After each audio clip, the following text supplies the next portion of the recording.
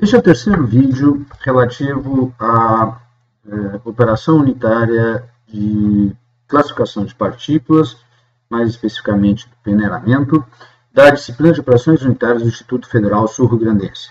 Neste vídeo nós vamos conhecer alguns métodos analíticos que permitem executar uma análise granulométrica de partículas, conhecer e construir os tipos de distribuições de tamanho de partículas possíveis de serem utilizados e interpretar os resultados dessas análises granulométricas seguindo o roteiro aqui explicitado. A finalidade de uma análise granulométrica de partícula é determinar a distribuição de partículas, distribuição de tamanho das partículas de uma amostra ou produto. Ou seja, quais são as faixas em que eu vou ter e aonde é que eu tenho as maiores concentrações de partículas, de que tamanho são essas partículas naquelas faixas respectivas. Alguns sólidos particulados são classificados em função dessas faixas e, consequentemente, isso vai me definir o tipo de sólido que eu estou possuindo. Ou seja, se ele é pequeno, se ele é médio, se ele é granular, se ele é pó. Né? Para isso, nós utilizamos alguns métodos analíticos. Nós não vamos ver todos aqui, porém, vamos abordar aqueles que se encontram mais disseminados dentro das indústrias locais e regionais. O primeiro deles é o uso de jogo de peneiras. O que é esse jogo de peneiras? O jogo de peneiras nada mais é do que um jogo onde nós temos uma sequência, uma gama de peneiras. Normalmente são peneiras circulares, dependendo do tamanho da partícula que vai ser utilizada.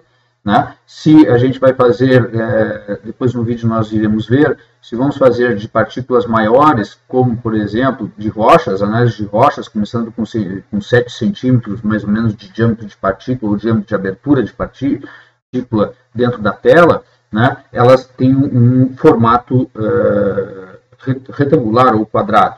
Né? Para partículas menores, nós vamos ter esse formato circular.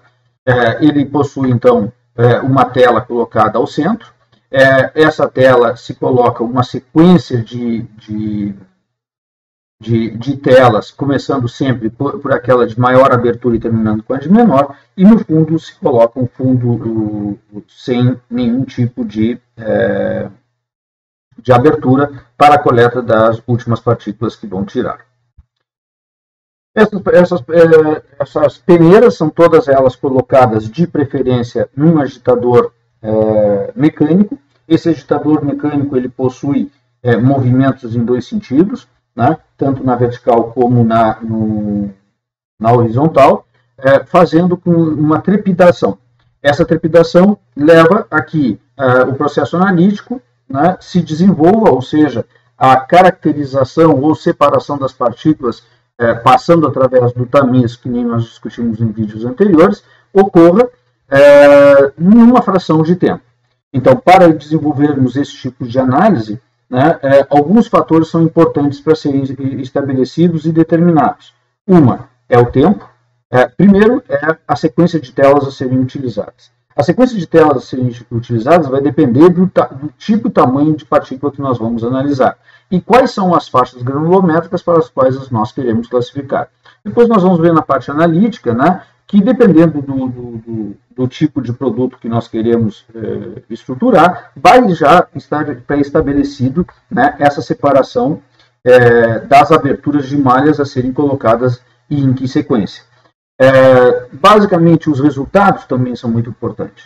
Se a gente começa a ter um acúmulo muito grande de massa em um determinado tipo de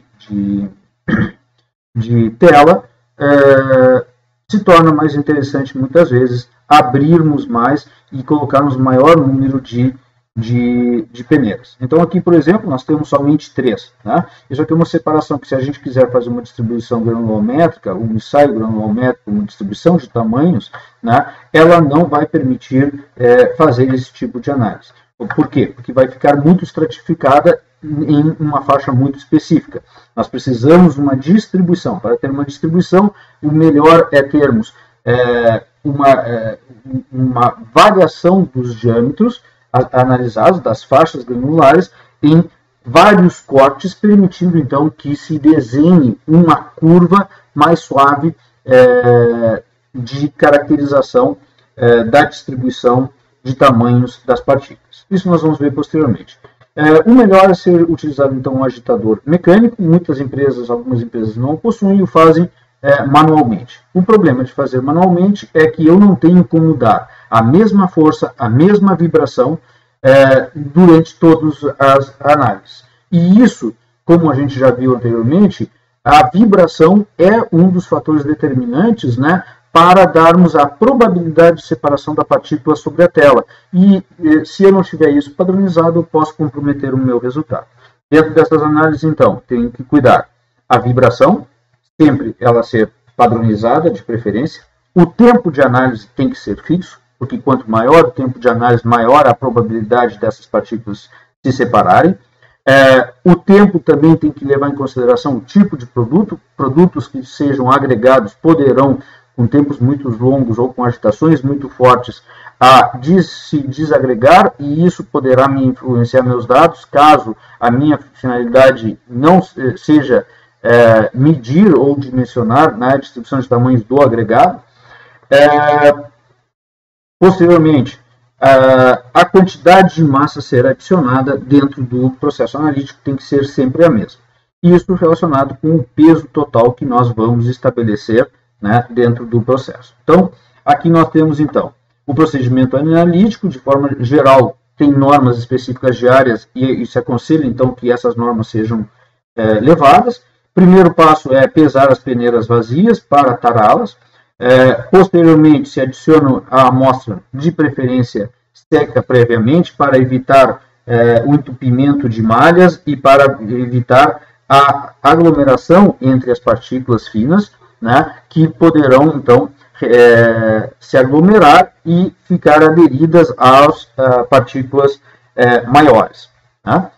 Colocar, então, uma distribuição padrão de telas em função da faixa granulométrica que se deseja, colocando o fundo na parte inferior. Selar isso, agitar as peneiras por um tempo fixo e uma rotação constante, e posteriormente pesar cada uma das peneiras, fazendo a subtração para calcular a massa que ficou retida em cada uma das partes, né, em cada uma das peneiras. Deve ser obrigatoriamente padronizada a massa total utilizada ao longo de todas as análises. Em muitos locais se usa 100 gramas para facilitar já a conta do percentual, ou múltiplos disso. Né? Massas muito grandes de partículas poderão levar, né, a um aumento do peso das partículas sobre as telas, levando a ruptura daquela tela ou deformação daquela tela, que nem nós já tínhamos falado, e podendo forçar a passagem de partículas que deveriam ficar na fração positiva através da tela e saindo na fração negativa. Então, de preferência, temos que ter então uma boa distribuição.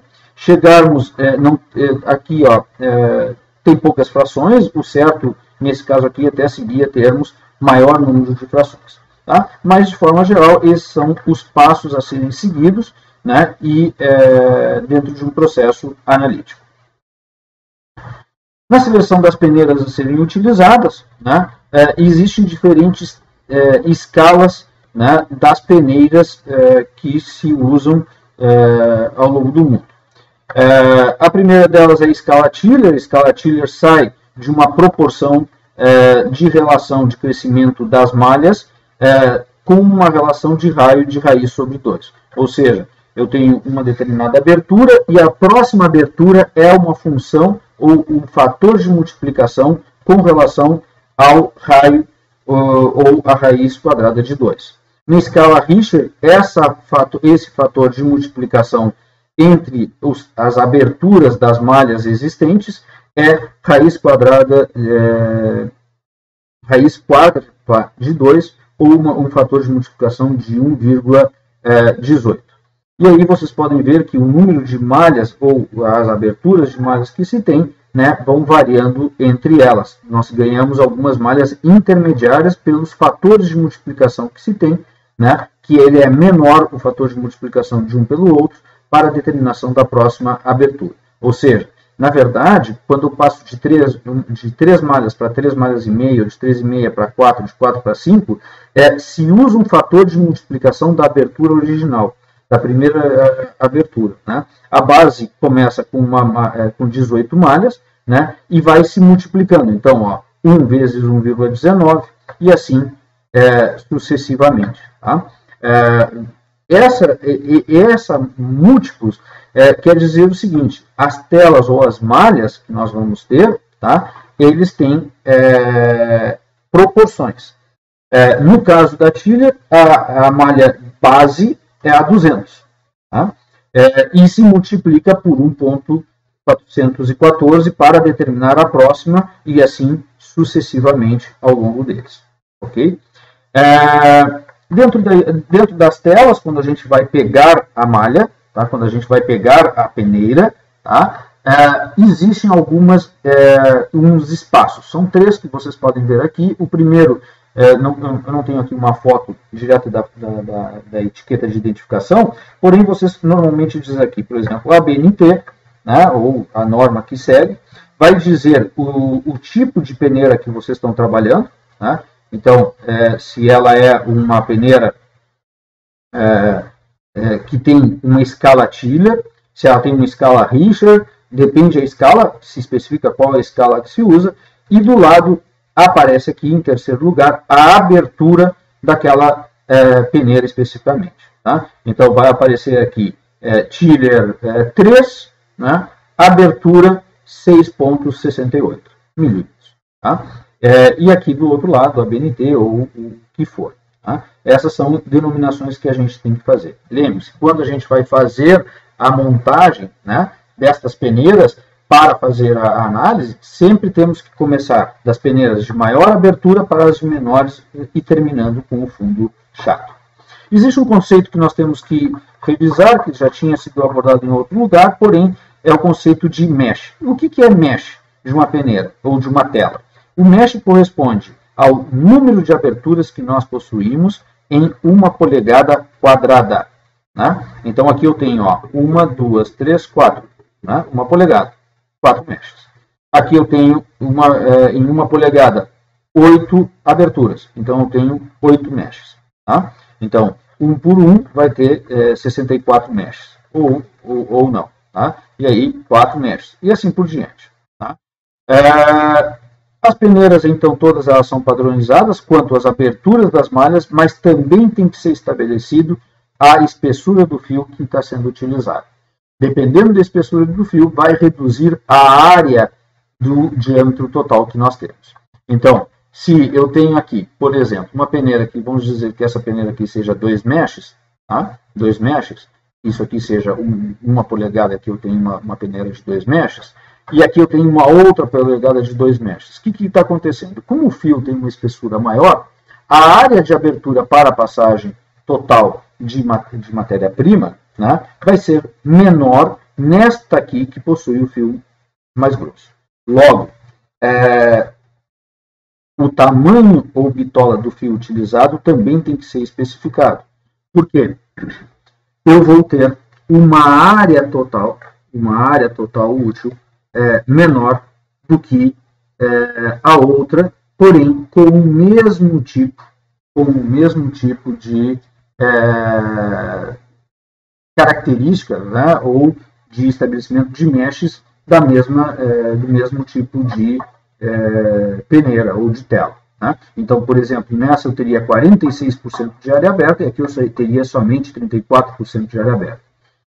Isso é importantíssimo, não somente para a classificação, como dentro do processo fabril. E dentro do processo fabril, tem um outro ponto a ser levado em conta, que a estrutura física para a sustentação das malhas, né, muitas vezes leva a uma redução da área útil efetiva de abertura das malhas para eu poder, né, efetuar, então, a classificação do material.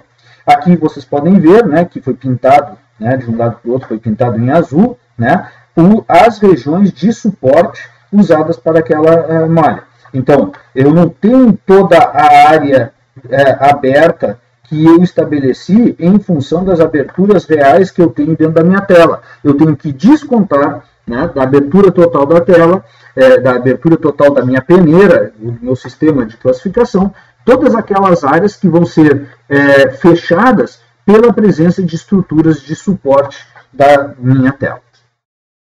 Aqui nós temos, então, uma tabela da série de peneiras Tiller, onde eu tenho, então, aqui uma malha por polegada linear, então tenho 2 malhas por polegada linear, ou uma peneira de 2 meshes, né?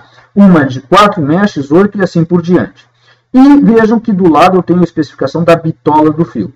Dependendo do tamanho da bitola do fio, a abertura total que eu vou ter daquela malha e o percentual de área que eu vou ter. Quanto maior a bitola do fio, menor é a área proporcional livre, né? Maior a bitola do fio, desculpe, menor é a proporção da área livre.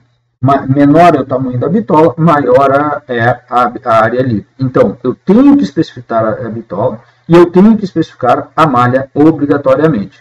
Isso para quê? Para eu definir a área e saber e comparar que eu estou usando o mesmo tipo de peneira para fazer o meu ensaio granulométrico. Porque se o meu fabricante utiliza, dentro do seu processo analítico lá, uma peneira malha 4 com um fio 0,71, né? 0,71, ele possui, né, dentro da sua análise, ele possui 78% de área aberta.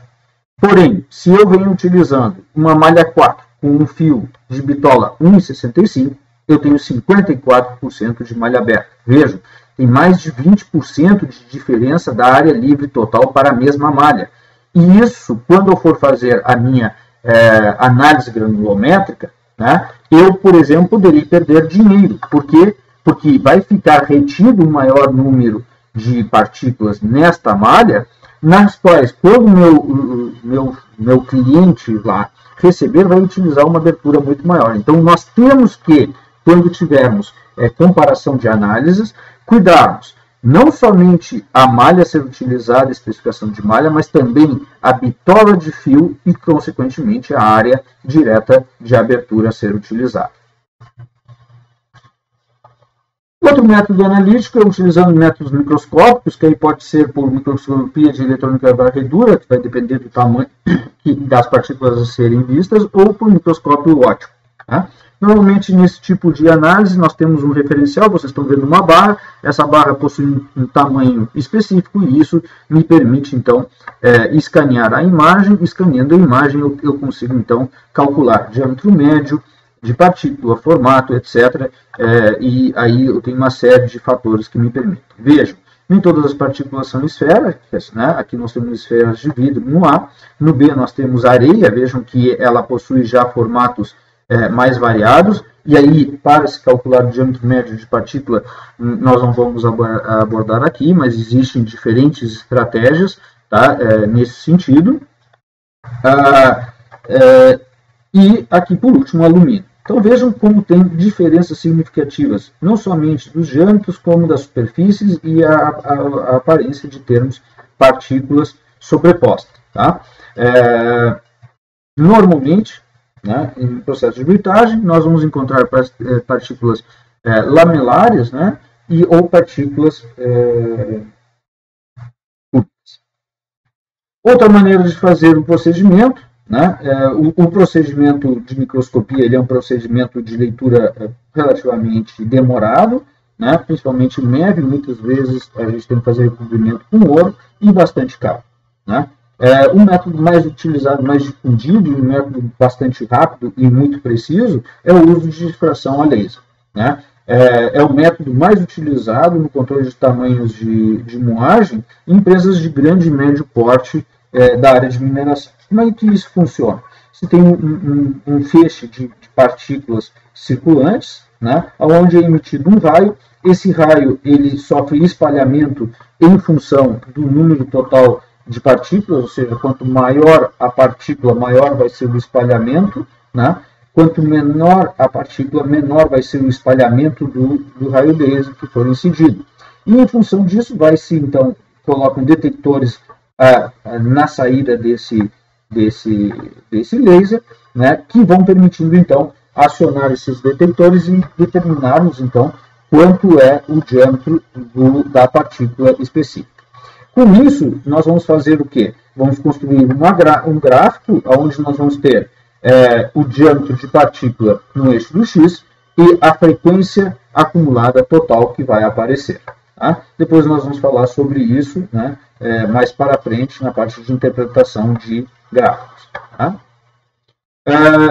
A faixa de ação de difração a laser, né, então varia de 0,05 a 3.000 micrômetros. Vejam que é extremamente pequenas, partículas extremamente pequenas, que eu consigo determinar, coisa que depois, já na análise granulométrica utilizando peneiras, existe uma limitação quanto ao menor partícula a ser utilizada. Por quê? Partículas muito pequenas, né, a serem utilizadas aqui no peneiramento, vão me trazer um resultado insatisfatório, principalmente pelo entupimento dessas marcas. Tá? Então, isso se dá normalmente, tá? Quando eu trabalho com partículas inferiores a 80 micras. Né? Já no de difração a laser, né, isso é mais normal. Né? O micrômetro aqui, nós temos 3 milímetros. Né? São de 3 milímetros a 0,05 micrômetros. Né? Ou seja, são partículas extremamente pequenas. A difração a laser, ela é amplamente também utilizada quando se trabalha com nanopartículas. Tá? Com nanopartículas aí é fundamental somente por difração a laser vocês fazerem as dimensões ou por microscopia. Onde se usa? No metal, farmácias, química ambiental, né? Todos aqueles que requerem medição de partículas em grandes quantidades. A distribuição de tamanho, né, corresponde então ao resultado, né, da análise granulométrica. Como expressar o resultado da análise granulométrica? Existem distribuições de tamanhos discretas e distribuições de tamanhos contínuos. As distribuições de tamanhos discretas, né, correspondem à formação de histogramas, né, onde nós vamos ter, então, no eixo do x o diâmetro de partícula e no eixo dos y a frequência ou fração proporcional que eu estiver trabalhando. Por que ela é discreta? Quando eu faço um ensaio granulométrico utilizando peneiras, né, eu tenho faixas de determinação. A massa que vai ser detectada numa determinada peneira corresponde à massa que passou pela peneira superior, né, as partículas que passaram pela peneira superior, e a massa das partículas que ficaram retidas na peneira inferior. Então, aquela massa corresponde a uma faixa de tamanhos, que começa, né, pelo diâmetro da partícula superior, diâmetro da abertura da peneira superior, e termina com o diâmetro da partícula inferior. Então, eu tenho uma faixa de ação, e aí eu não tenho como discriminar quantas partículas se tem, né, porque eu não tenho esse tipo de dado. Na verdade, o que eu faço é uma análise de tamanhos discretas quando eu trabalho com peneiramento.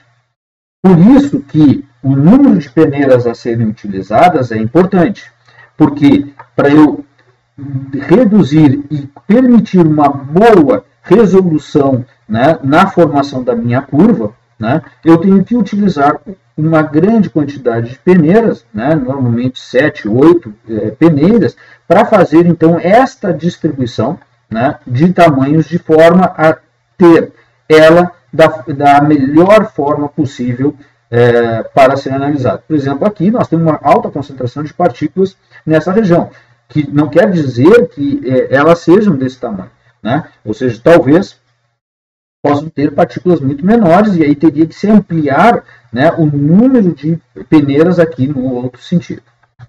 Outra forma de apresentação dos resultados, não de forma discreta utilizando histogramas, é a utilização de distribuições de tamanhos contínuos. E aí nós temos duas formas de apresentação dos resultados: análise granulométrica diferencial e análise granulométrica acumulada.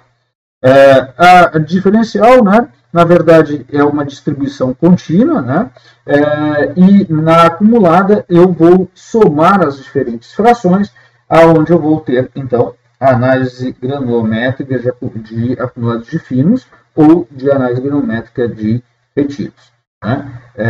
E agora nós vamos ver mais ou menos como é que nós fazemos isso. Né?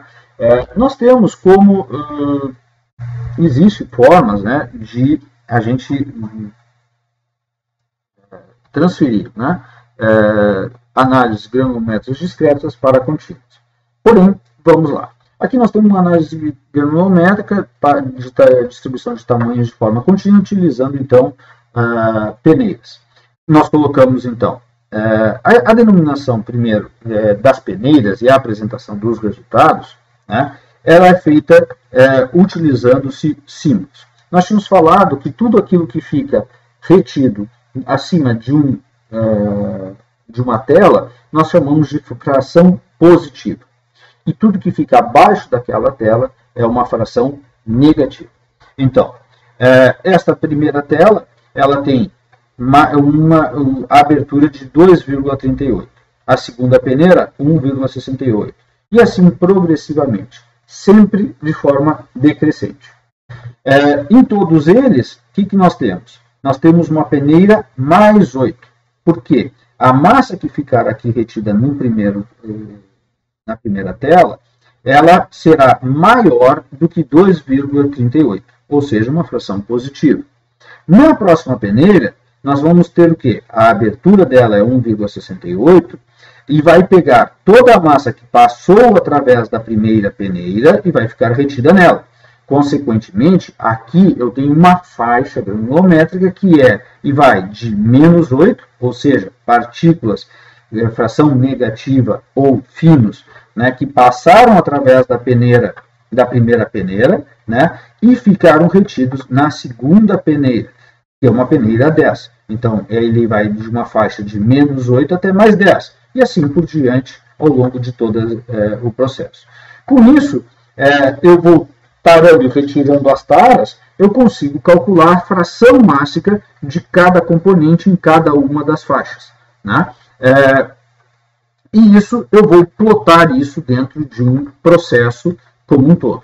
Colocando, então, as frações menos 100 mais 75, menos 75 mais 50, e assim por diante, colocando as frações mássicas de duas formas. Uma de análise granulométrica diferencial, onde eu só coloco as quantidades específicas de cada uma das peneiras que foi analisada, ou somando esses processos como um todo.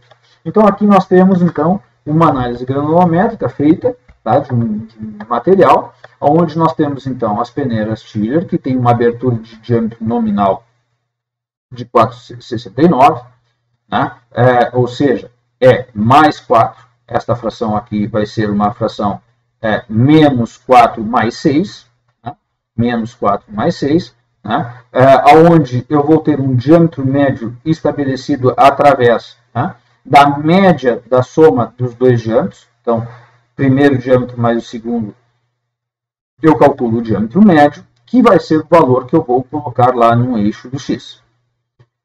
Faço a análise granulométrica, peço, tenho que ter o cuidado que sempre na primeira tela tem que ficar, passar todo o material, não pode ficar nada acumulado, e aí eu vou tendo, então, a distribuição desses produtos. Veja, neste caso, na panela de fundo, eu tenho uma massa muito elevada quando comparado com as anteriores. Logo, isso poderá ser um indício que eu tenho aqui reanalisar esses produtos, né, para seguir o processo, né, de preferência utilizando maior quantidade de malhas na parte inferior. Aí eu construo, né, a fração mássica da análise granulométrica diferencial, que nada mais é do que a cálculo da própria fração mássica, que sai da massa acumulada para aquela faixa dividido pela massa total utilizada, nesse caso aqui 100 gramas, né, e construo, então, a fração de acumulado de retidos, ou a fração acumulada de fios. O que é isso? Eu pego este valor, somo este valor, somo com a próxima fração estabelecida e vou somando as diferentes frações até chegar à parte final, né, chegando ao 100%. Ou a fração acumulada de finos. se faz no sentido contrário. Se pega os finos, calcula a fração mássica, né? Essa fração mássica se soma, né? Com a posterior, vai dar 0,11, 0,11 soma com 0,04, vai dar 0,15 e assim por diante, fazendo então a construção da análise granulométrica de finos. Aqui nós temos então uma forma de apresentação de uma análise granulométrica de distribuição de tamanhos de forma discreta, né, utilizando histogramas, ou de forma contínua, utilizando o diâmetro médio de cada peneira. Essa análise granulométrica diferencial, isso aqui é uma análise granulométrica diferencial, a forma de apresentação, né, ela me permite dar uma ideia, né, do tipo de distribuição das partículas que eu vou possuindo. Quer dizer aqui, analisando dessa faixa, que existe uma ampla amplitude, uma grande amplitude de distribuição de partículas. Quanto mais fina for o pico e menor a área total ocupada da parte do eixo do X, né, quer dizer que eu tenho um produto com uma granulometria mais estreita, ou seja, com baixa variabilidade. Então, quanto maior for esta distância, maior a variabilidade do tamanho da minha amostra. Né? Outra forma disso, né, é utilizando a análise granulométrica de finos, né, e de retidos. Né? Então, a inclinação dessa curva, né, quanto mais reta ela estiver, menor é a variabilidade da distribuição. Quanto mais inclinada essa reta se apresentar, maior é a dispersão do meu material. Né? Então, se eu quero um material que seja uma especificação muito estreita de granulometria, eu tenho que chegar a retas muito mais próximas dentro do fator como um todo. Né? E isso também eu posso analisar ou por esta dispersão da análise granulométrica diferencial ou pela análise de acumulados. Aqui então nós temos uma análise granulométrica diferencial, né, porém feita utilizando de forma discreta, né, e uma análise granulométrica de finos. Vejam, o que essa informação está nos dando analisando esse gráfico? Aqui eu tenho o diâmetro de partículas, aqui eu tenho percentual de volume acumulado, tá? Ou a frequência, né? O percentual, a fração mássica total presente de volume. Tá? O que eu tenho aqui? Quando eu tenho duas curvas dessa maneira aqui, eu tenho uma curva bimodal. Isso quer dizer que existem dois produtos, né, com diâmetros médios próximos. Um de 1 ponto alguma coisa, aqui é 1.1, se não me engano, né, ou 2, na verdade, isso aqui é logaritmo, e um outro que vai girar em torno de 50, o diâmetro médio daquela partícula. Então, isto aqui vai caracterizar uma curva de distribuição para um produto, isso aqui para outro. Poderia ser do mesmo material, mesma constituição química ou com constituições diferentes. Ou eu posso olhar isso através da distribuição. Se ela tiver uma única linha, que nem nós vimos aqui nesse gráfico, né, ela é um material,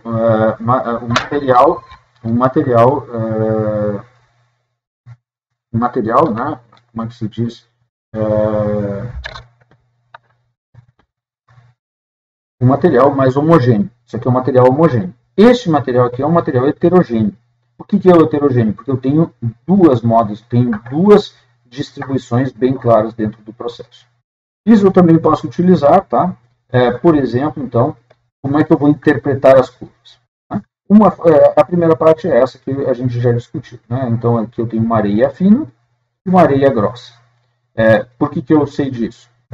Eu fui lá, fiz uma análise granulométrica, eu obtive esta curva azul. Essa curva azul possui um diâmetro de partícula maior que o diâmetro de partícula encontrado pela fina, com uma maior frequência. Tá? Então, esta é uma fina, porque o diâmetro dela, veja, ela está mais deslocada para a esquerda, e esta outra azul está mais deslocada para a direita. Essa é uma informação que eu consigo retirar. A outra informação que eu consigo retirar está atrelada, né, a homogeneidade daquelas partículas, ou de distribuição. Vejam, esta análise da grossa, aqui por análise granulométrica diferencial, a gente já tem uma premissa, né? Ela tem uma distribuição de tamanho mais ampliada, logo, ela não é tão estreita, não é tão fixa, né, a partícula, né? Vejam como a curva de acumulados, né, ela não é tão íngreme, ela é mais distribuída ao longo de toda a extensão, né, dos diâmetros. Quando a outra é mais estreita, né, a distribuição total, ela se torna mais íngreme, né, mais íngreme. Isso quer dizer que eu tenho um processo mais estreito. E aí aqui, para que serve isso? Eu pego uma amostra e eu vou lá e faço, então, a minha classificação, calculando os respectivos frações ou percentuais acumulados de cada um deles. E aí eu vou lá na minha norma, né, eu tenho estabelecido lá quais são as peneiras que eu tenho que utilizar, uso aquelas peneiras, coloco uma determinada massa, vejo, o fundo eu tenho que ter uma menor quantidade do que o anterior, tá? Esse é o correto. Tá? Aqui, no caso, foi utilizado 1 kg para fazer o processo analítico. Né? Se calcula, então, as diferentes frações percentagens, né, dentro da análise e se compara o percentual obtido com as classificações estabelecidas pela norma daquelas aberturas. Então, eu tenho aqui ó, um acumulado. Né? Eu tenho aqui 4,5, 36,8, 80, 95. Vou lá e procuro. Né? Onde é que eu tenho as variações, os percentuais aceitos para definir que aquela, então, é uma areia fina. A areia fina é aquela que possui uma variação para este tamanho de abertura de peneira de 90 a 100. Para este tipo de peneira com 0,13 de 60 a 88. E aí eu vou comparando com os resultados que eu fui obtendo. E encaixando, então, podendo classificar a granulometria da minha areia. Para o ensaio feito com areia grossa, né, a análise, vejam, ela deu percentuais maiores, superiores. E aí eu pego 4,5, né, 4,9, né, levo aqui para a lateral e começo a comparar. Como ela vai tendo aqui ó, um valor 39,8, ela é superior em todos eles, ela somente vai se adequar aqui ó, à grossa, porque ele tem 62% de acumulada, 79% de acumulada e assim por diante. Então, o acumulado ele vai se estabelecer aqui dentro do processo, né, como um todo. Aqui uma análise semelhante, feita somente com britas, né, com uma brita 1 e com uma brita 3. Né? Duas análises efetuadas, vejam qual delas possui maior diâmetro, qual delas é maior, né? Qual é a brita de maior, que possui partículas maiores. No caso, seria esta azul, que é a brita 3. Vejam, ela tem uma dispersão muito pequena, porque tem um pico bem íngreme dentro do processo. O mesmo acontece com esta outra, com uma baixa variabilidade de diâmetros dentro da amostra, né? E vejam como aqui ele se tornou muito mais íngreme. Tá? Muito mais íngreme. Né? E aí eu tenho, então, como saber qual é o meu diâmetro. E a mesma coisa se compara, então, para saber qual o tamanho de brita, vendo os percentuais e comparando com a norma que eu tenho de referência. A distribuição, então, dos finos da amostra afetam as análises totais que eu vou ter dentro dos meus resultados das análises diferenciais. Para partículas muito finas, muitas vezes, isso se torna muito difícil de ser analisado, principalmente para as partículas menores de todas, quando eu tenho aqui uma região onde ela se torna muito achatada. Tá? Essa região, a análise granulométrica diferencial, esta região aqui pode se tornar muito achatada, não consigo, então, ter uma boa dispersão e clareza do tamanho que se possui. Os maiores erros nos cálculos está relacionado com que traz essas análises incorretas e de partículas muito finas, o cálculo da superfície específica daquelas partículas e os diâmetros médios quando uma fração importante chega ao fundo da peneira. Então, aquilo que eu tinha mostrado anteriormente, se eu tenho uma massa muito grande lá no fundo comparado com as anteriores, tá? É bom refazer a análise ou não utilizar, por exemplo, o método de peneiramento para efetuar as minhas análises.